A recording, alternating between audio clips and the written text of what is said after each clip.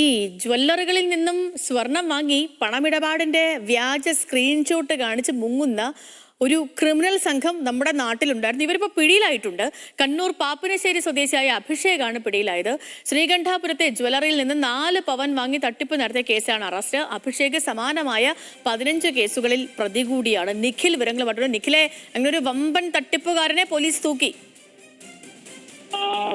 തീർച്ചയായും ചെയ്തു. 15ഓളം കേസുകളിൽ ഇത്തരത്തിൽ ഉള്ള കേസുകളിൽ പ്രതിയാണ് അഭിഷേക് എന്നാണ് പോലീസ് പറയുന്നത്. അയാൾ ഏതായാലും തളിപ്പറമ്പ് ഡിവൈഎസ്പി ടി പി സുമേഷിന്റെ നേതൃത്വത്തിലുള്ള പ്രത്യേക അന്വേഷണ സംഘം എറണാകുളത്ത് നിന്ന് തൂക്കിയിരിക്കുന്നു എന്നുള്ളത് തന്നെയാണ്.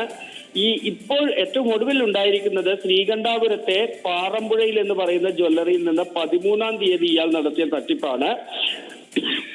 13-ാം തീയതി രാവിലെ ഈ ജ്വല്ലറിയിൽ എത്തിയ ഇയാൾ ശ്യാം കൃഷ്ണൻ എന്ന പേരിലാണ് ജ്വല്ലറി ജീവനക്കാരെ പരിചയപ്പെടുത്തിയത്. അതിനുശേഷം 5.97 ഗ്രാം തൂക്കം വരുന്നതും ഒപ്പം 23.9 ഗ്രാം തൂക്കം വരുന്നതുമായ 2 സ്വർണ്ണ ചെയിനുകൾ വാങ്ങി ഇതിനുശേഷം പണം നൽകാതെ കബളിപ്പിക്കുകയായിരുന്നു.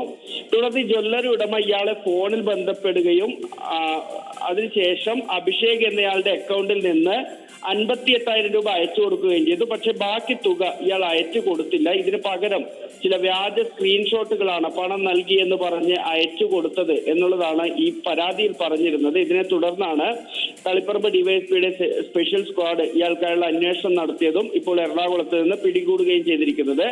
ഇയാൾ നടത്തിയ തട്ടിപ്പുകളുടെ എണ്ണം വളരെ വലുതാണ് എന്നുള്ളതാണ്. കണ്ണൂർ ടൗണിലെ സൂപ്പർ മാർക്കറ്റിൽ നിന്ന് സാധനങ്ങൾ വാങ്ങി സമാന രീതിയിൽ തട്ടിപ്പ് നടത്തിയിട്ടുണ്ട്. ഒപ്പം രാമനാട്ടുകരയിൽ ഐഫോൺ വാങ്ങിയിട്ട് ഒരു തട്ടിപ്പ് നടത്തിയ കേസിൽ പ്രതിയാണ്.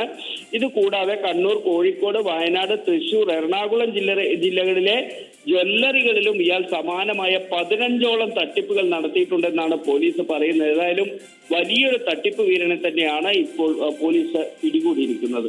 ഓക്കെ നിഖിൽ, ശരി.